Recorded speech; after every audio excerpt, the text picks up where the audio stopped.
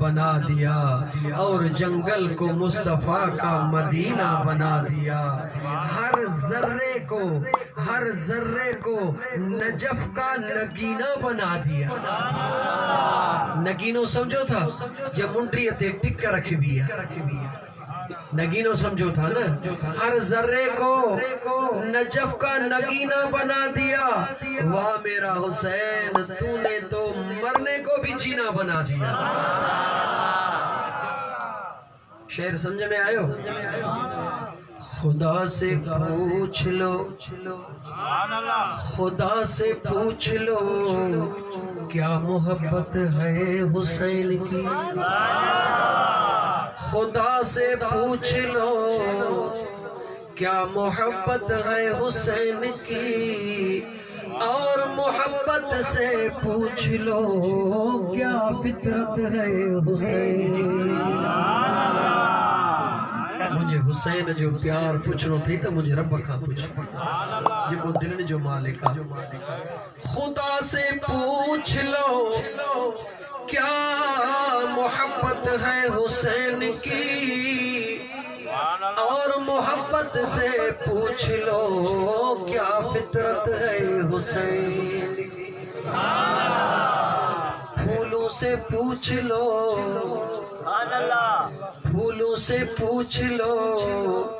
کیا خوشبو ہے حسین کی.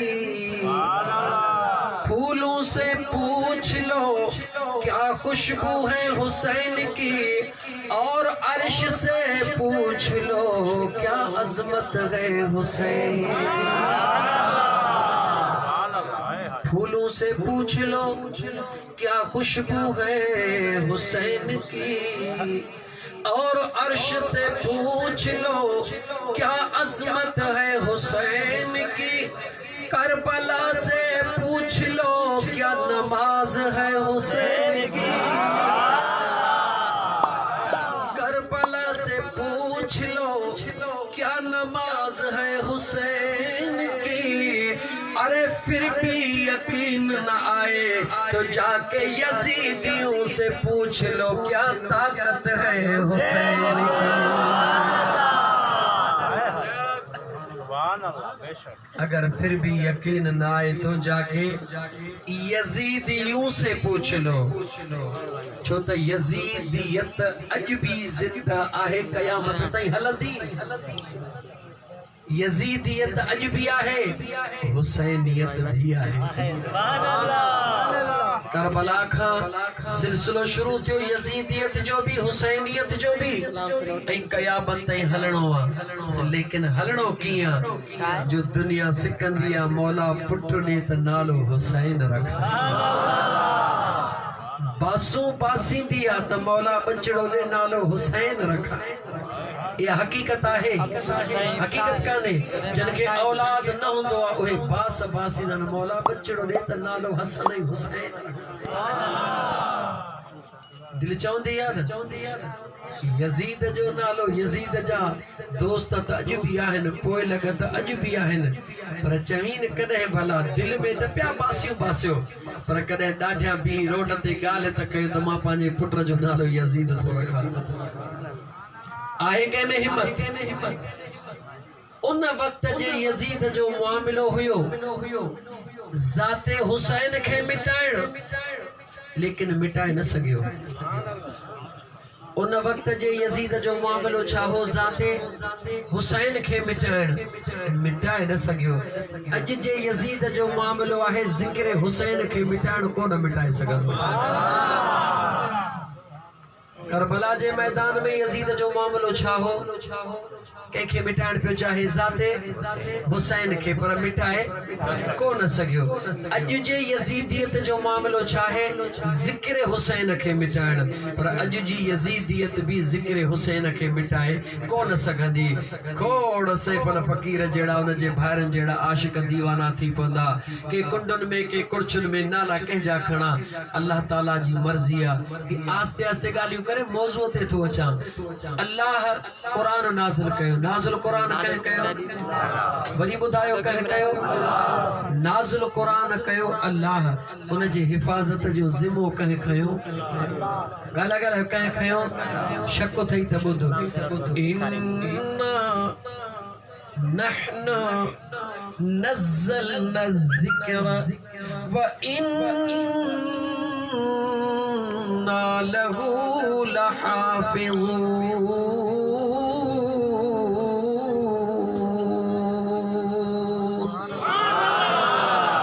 قرآن نازل کہو جو اللہ ان جے حفاظت جو ذمو کھیو جو اللہ حفاظت جو ذمو مجھے کریم رب کھیو پر بدھا حفاظت کھوں کرائے رہو جواب دے حفاظت کھوں کرائے رہو جو مجھے مصطفیٰ کریم جے عاشقن کھاں 8 سالن جو بار قرآن جو حافظ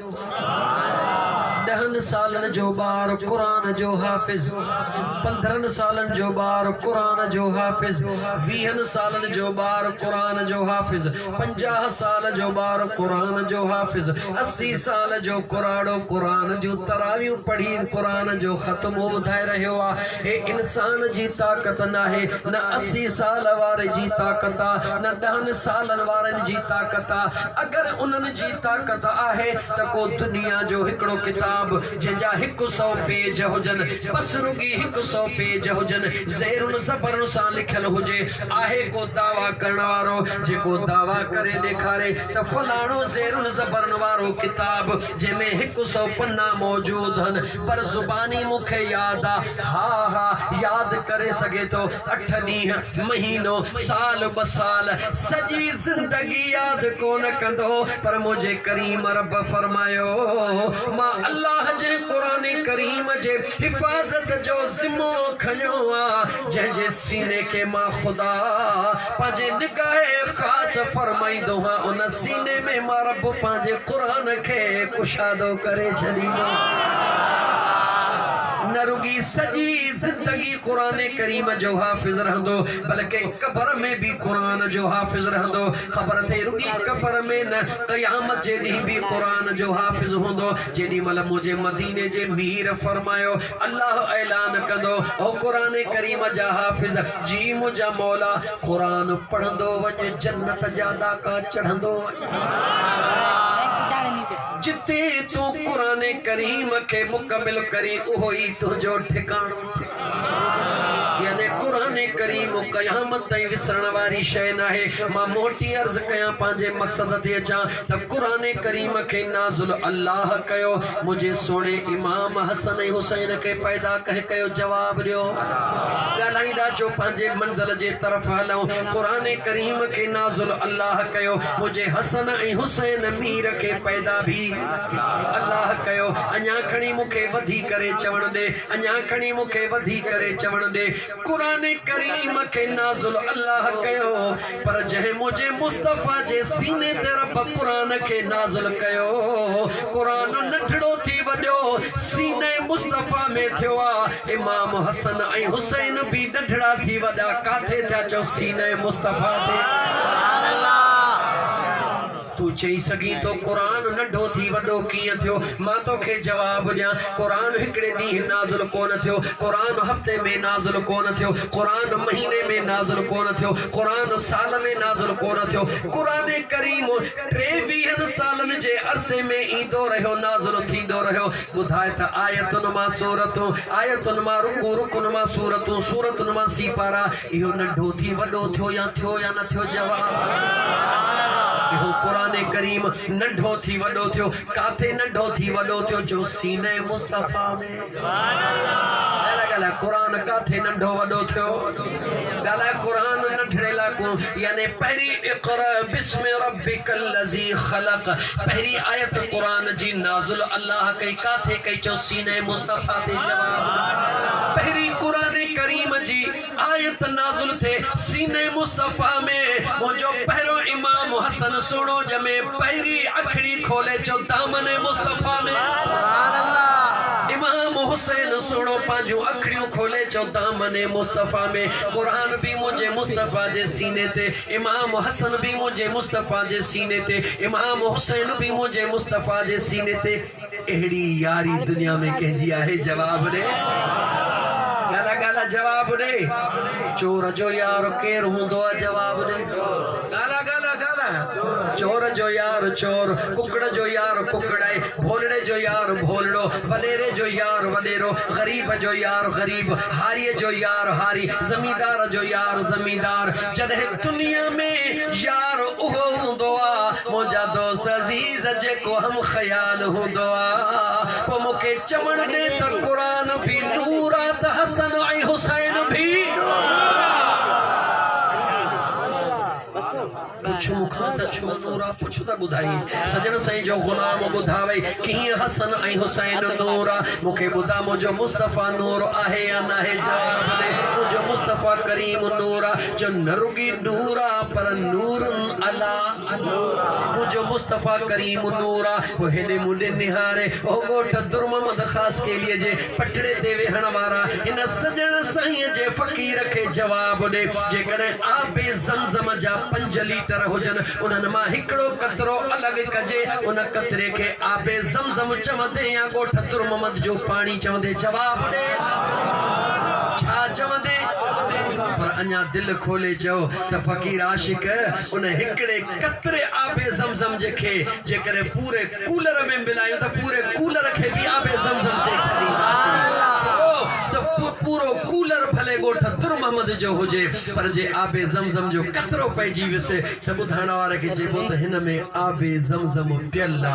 وہ پورو کولر اندھو تھی پہ ہن جی مرضی وہی پہ ہن جی مرضی پر جن خبر پیسا آب زمزم جو قطرو بھی پیلا تب بسم اللہ بھی کھڑندو کعبے نے بھی موڑ کندو مولا ان آب زمزم جے صدقے مجھو مڑائی بیماریوں دور کر ماں تو کھان تو پوچھا ماں تو کھان تو پوچھا مجھو مصطفیٰ نور علا نورا مجھے مصطفیٰ کریم فرمایو ماں مصطفیٰ جی بچڑی فاطمہ تو بدعتم منی مجھے فاطمہ ماں مصطفیٰ جے جسم جو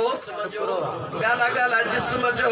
مصطفیٰ نورا ان جو جسم سجو گالا گالا جسم سجو مارگی نتو چوان سہنو اہل سنت بریلوی مسلک جو بہترین قائد امام احمد رضا خان فاضل بریلوی رحمت اللہ تعالی نے چاہ فرمائے تھا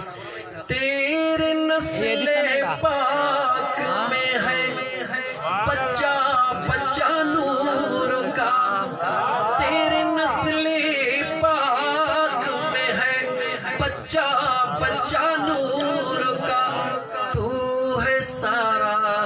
نور تیرا سب گھرانہ نور کا عزیزان من ودھڑوں آگتے انتظار کیو تھے تے انتظار جو مزو بھی پانجو ہندو تھکو پانجی جگہ تے مجھا دوست عزیز لیکن تجھے انتظار کے ختم کرنوا تما عرض پہ کیو اللہ جو قرآن نورا ننڈو تھی وڈو کاتھے تیو جو سینے مصطفیٰ تے امام حسن آئی حسین بھی نورا کاتھے نڈھا تھی وڈا تھا جو سینے مصطفیٰ تے جو تا فقیر سجن سائیں جا کو بیو دلیل بھی دے تبیو دلیل بجے قرآن کریم نازل تھن کا پہری کاتھے ہو جو بل ہوا قرآن مجید فی لوح محفوظ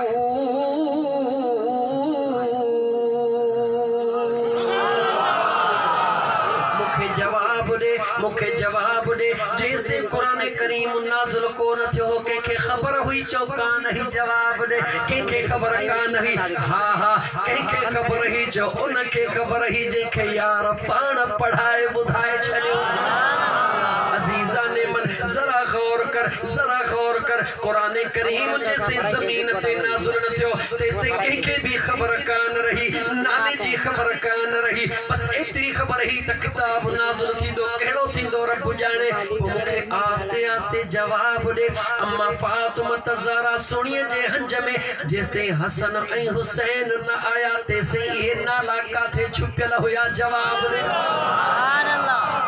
جواب دے مسلمان تو کہ خبر ہی کہنے کا تو ونی حلوہ کھا تو वञी सीरा खा या तूं वञी पंहिंजो मथो खुट तोखे कहिड़ी ख़बर त हसन ऐं हुसैन चइबो छा खे आहे तोखे कहिड़ी ख़बर त फातिमा त ज़हरा चइबो छा खे आहे तोखे कहिड़ी ख़बर त अली जंहिंखे चइबो छा खे आहे जंहिंखे अलीअ जी ख़बर नाहे उनखे मुस्तफ़ा जी कहिड़ी ख़बर जंहिंखे फातिमा त ज़हरा जी ख़बर नाहे उनखे मुस्तफ़ा जी कहिड़ी ख़बर जंहिंखे हसन हुसैन जी ख़बर नाहे उनखे मुस्तफ़ा जी कहिड़ी ख़बर हा हा तोखे ख़बर पवंदी ज़रूर जंहिंखे मुंहिंजे मुस्तफ़ा जी ख़बर नाहे उनखे रब जी कहिड़ी ख़बर अच त कंहिं अल्लाह जे कामिल जे दरबार में हलूं सिधो महबूब सुबहानी शहबाज़ लामकानी सैयदना मुर्शिदना अब्दुल कादिर जीलानी रहमतुल्लाह तआला अलैहि जे दरबार में जो सोहणा ख़बर त कान्हे पर ख़बर पवंदी किथां अब्दुल कादिर जीलानी घोट चयो मन अरफ नफ्सहू फक़द अरफ रब्बहू पहिरीं पाण सुञाण पोइ पंहिंजे रब खे सुञाण पहिरीं पाण त सुञाण बत्तीस तो ये टक्के में जे केलो भरबो आहे वती तो सुबह शाम भर भरा ए टक्के के न भर पहिरीं पाण त सुञाण त तूं आई छा ड्रेग त करी थो पेसर ते फूंडार जी त हली थो कपड़ा काटन जा पे हीअं करे त हली थो रंग अच्छो थई त कावड़ में त हली थो कंहिंखे माल ते ज़ोर मुंहिंजा दोस्त अज़ीज़ कंहिंखे सूंह ते ज़ोर कंहिंखे ताक़त ते ज़ोर लेकिन पंहिंजे हक़ीक़त ॾे त निहार त तोखे रब पैदा छा मां कयो तो ड्रेग कई छा ते ड्रेग तो कई छा ते पंहिंजे हक़ीक़त खे त निहार त तूं असली आहीं छा उन ग़लीज़ कतरन मां उन नापाक कतरन मां जे तुंहिंजा ई कतरा तुंहिंजे कपड़नि खे लॻनि तोखे कपड़नि खां नफ़रत थी वञे उहे तुंहिंजा ई कतरा तुंहिंजे जिस्म खे लॻनि तुंहिंजे जिस्म मां नफ़रत थी वञे रब थो चवई ओ मां अल्लाह जे आशिकनि जे मथां चीचू खाइण वारा ज़रा पाण ॾे त मुंहां ॾा निहार त तूं असुल पैदाश छा जी हैं जॾहिं तो जड़े गंदे खे इन गंदे पाणीअ मां अल्लाह हेॾो सुहिणो बनाए सघां थो त जेके मुंहिंजे कुदरत जो मक़सद आहिनि उहे पाक उहे नूर उन्हनि खे मां अल्लाह कीअं बनायो हूंदो तोखे कहिड़ी ख़बर खुदा चे तो इहो काफ़ी कोन्हे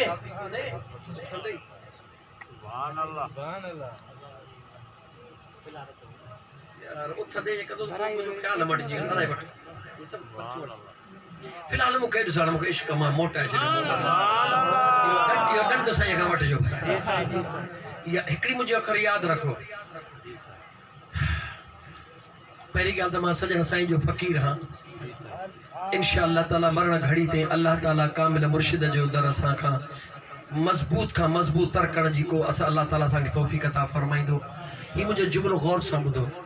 ॿ हिकिड़ा फ़क़ीर वेठा पाण जॾहिं न चोर हिक ॿिए सां वेहंदा आहिनि त कहिड़ियूं ॻाल्हियूं कंदा आहिनि ॻाल्हि कहिड़ियूं ॻाल्हियूं कंदा आहिनि जॾहिं पथारीदार वेहंदा आहिनि त ॻाल्हियूं कहिड़ियूं कंदा आहिनि पहिरीं वेहंदा आहिनि त सियासतदान वेहंदा आहिनि त सियासी न भुलियल आहिनि उहे जॾहिं वेहंदा आहिनि त सलाह कंदा आहिनि त टाउन जा पैसा कीअं गुम करणा आहिनि ग़रीबनि जो हक़ कीअं खाइणो आहे ज़कात सच चई यार रुसे त रुसण ॾे खणी ॾींदे वार खुसे त खुसण ॾे परवाह नाहे ग़रीबनि जो हक़ कीअं खाइणो आहे हिकिड़ो पखो ॾेई 10 वॾेरा फोटू कढाए फेसबुक ते वाह वॾेरा तव्हांजो ई मुंहिंजा दोस्त अज़ीज़ ईअं हिकिड़ा अल्लाह जा नेक सालिह बाना ॿ वेठा पाण में जॾहिं उहे जो वेठा त ॻाल्हियूं कंहिंजियूं पिया कनि चओ मदीने जो कंहिंजियूं ॻाल्हियूं पिया कनि मदीने छो त पांधीड़ा जो मदीने जा हुया आशिक जो मदीने जा हुया महबूब जे दरड़े जा दीवाना जो हुया ॻाल्हियूं पिया कनि ॻाल्हियुनि कंदे एॾा गुम थी विया जो निमाज़ पई कज़ा थी छा पियो थिए निमाज़ पई कज़ा थी हिन पासे बि हुन फ़क़ीर जा के आशिक वेठा हा हिन पासे बि वेठा हा हिक ॿिए खे इशारो ॾिनो साईं हारा त लाइ कहिड़े मुल्क में गुम थी विया आहिनि असांजे पेट में हिकु त इहा जे पुलिस पई आहे बिरियासिटीअ जी अचे ॿधड़को मचायो अथई केॾी महिल नौशार जी केॾी महिल पढ़ीदड़ केॾी महिल पक्का चांग जी पुलिस हाणे पुलिस जे पेट में लथियूं आहिनि साईं वारा पंहिंजे मौज में हाणे छा कयूं इशारो ॾिनो त निमाज़ जो बहानो करे थोरो साईं खे इशारो ॾियूं त साईं निमाज़ थी कज़ा थिए रुॻी मोटायूं न सही त नंगड़ो थो थिए जेॾी महिल ॿिन्ही हिक ॿिए सां सलाह करे हुन होॾो इशारो ॾिनो हिन हेॾो इशारो ॾिनो त ख़ुदा जी ज़ात थी ॼाणे हो जेके न मौज ऐं इश्क में हुया शिरक भरियो چھا بھریوں شرک بھریوں چھو تے ہی جے کو تھیو سمجھائیں تو اگتے ہی نہ کجو شرک جو بھریوں تو نہارے انہوں نے ابا ہی چھا کہے سائیں نماز پہ قضا تھی چھا چیوں تا گالا چھا چیوں تا نماز خدا جو فرض اللہ جے عاشقن کے پیارو نہ ہوندو تو کہیں کے ہوندو لیکن یاد رکھی چھڑے کدے کدے کا گال ایڑی بوندیا جے کا پانجے خودی میں اتنی گم تھی ویندیا جو نماز کھیپ مانو چھڑی دی دعا بے وسی نہارے اکڑے بزرگ دا کئی پان فرمایوں تا سنگت سپرن جی صحبت سپرن جی ہوئی پن بڑی حاج قضا کج نماز وقت وران اڑو ستھرو پانا انہوں نے چیوں ڈاڈو غلط کہو نماز قضا پئی تھے چیوں سہی ہاں پان فرمایو جے نماز قضا تھی ونجے ہاں تا قضا کرے پڑھوں ہاں نماز جی قضا ہوندیا پر جدے عشق جی موج ہوندیا ٹٹی ویندیا تا موج جی قضا کان ہوندیا جے عشق میں ہلیا سی بھی ہوئیو حقیقتا سچائی چھپ نہیں سکتی جو تو مالا کا تھے سبحان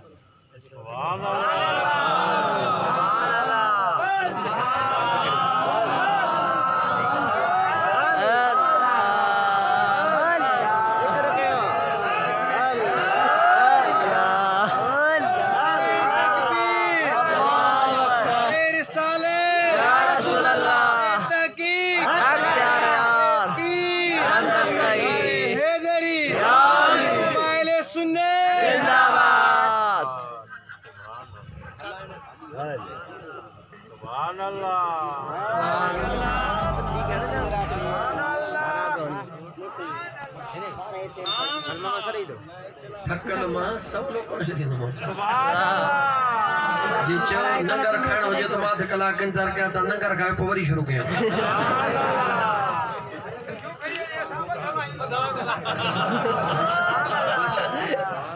سب چاچو پھرے شرم میں وہاں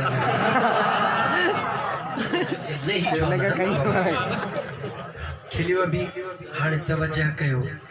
ذکر کے جو پہلیو گالا گالا ذکر کے جو پہلیو ہانے آستے آستے جدے ساگی جگہ تے پوچھوں حلی پر این حلنو تو ضرور آئے نا حلنو تو ضرور آئے چو یہ دل بھی حسینی ہے یہ جان بھی حسینی ہے یہ دل بھی حسینی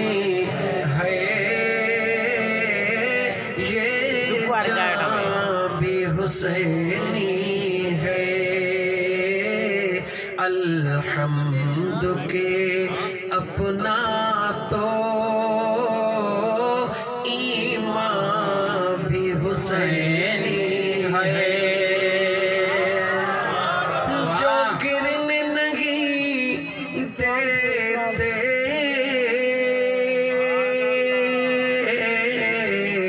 اپنے کندھوں سے جن کو جو گرنے نہیں دیتے اپنے کندھوں سے جن کو لگتا ہے کہ نبیوں کا سلطان بھی حسینی ہے لگتا ہے کہ نبیوں کا سلطان بھی حسینی ہے یہ دل بھی حسینی ہے یہ جان بھی حسینی ہے عرض پہ قیوم جا دوست عزیز کندو سب کچھ خدا ہے مگر مرضی ان جیا جیکھوں کم وٹھے موٹی ساگی جگہ تے پہنچے سجن سائیں جو فقیر کندو سب کیرا کندو خدا ہے مگر جے ہتھوں کرائے بیماری کیر دی دعا چو اللہ تعالیٰ کیر دی دعا شفا کیر دی دعا اللہ پیٹ میں سور تو کھے پیو یہ کون چاہو دے تا اللہ پیٹ میں سور دنوا چاہو دے تا دال پارو تھی کھا دھم پیٹ میں سور پہ جی ویو مجھا دوست عزیز بیدو ہی آنو پانتے کون آنی دعا مسبب الاسباب سبب بنائی دعا عزیزان من ٹکی کھا دھے پیٹ میں سور چھڑے ویو کہے چے پوچھے ادا سیف لچھاما پیٹ میں سور چھڑیو چے ٹکی کھا دھم نکی ٹکی میں کرامت ہوئی نکی دال میں کباہت ہوئی بس بہانو ہویو مرضی نجی ہوئی ٹکی کے شفا بنائے دال کے پیٹ جے سورجی وبا بنائے دنیا کھائی رہی ہے کہ کچھ کو نہ تھو مجھا دوست عزیز ثابت تھو توسو کہیں جو بھی نہ ہے مجھے کریم رب جی مرضیہ جے نہ سیف الفقیر یون جے بھائرن کھاں اللہ جے محبوب جے بچرن جے تعریف جی جے کدے محفل کرائے تا چاہو مجھے سنے رب جی مرضیہ جی مرضیہ ہکڑن کا محفل کرائیں نصیبن وارا ہکڑن کے اللہ جے ذات توفیق عطا فرمائی کتھا کا پندھڑا کرے کہ منگے کھوایا کہ مجھا دوست عزیز جلپانی دے کھوایا کیترن جنالا وٹھا کے دہوایا کہ پاڑھیں کون آیا جو انن کے گھرائیں انن کے گھرائیں جن کے ونڈ ڈیڑ جو ارادو ہوئیس ونڈ وٹھن جے لائے ہوں جو دا امام علی مقام امام حسین علیہ السلام اسا پیار کرن اے معمولی پیار نہ ہے اے پیار انن کے نصیب تھی دعا جن کے مجھو مصطفیٰ پیار کدعا مجھے یار حسنین کریمین سا پیار ہو کندو جے کو مجھے مصطفیٰ سا پیار کندو مجھے مصطفیٰ سا پیار ہو کندو جیسا مجھو رب پیار کندو تا مجھا دوست عزیز کرپلا جے زمین کے کہڑی طاقت ہوئی جو پانی کے ہیٹ کرے چھڑے جو زمین میں طاقت نہ ہے اللہ جو قرآن بدھ قل ارائیتم أصبح ماؤكم غورا فمن يأتيكم بماء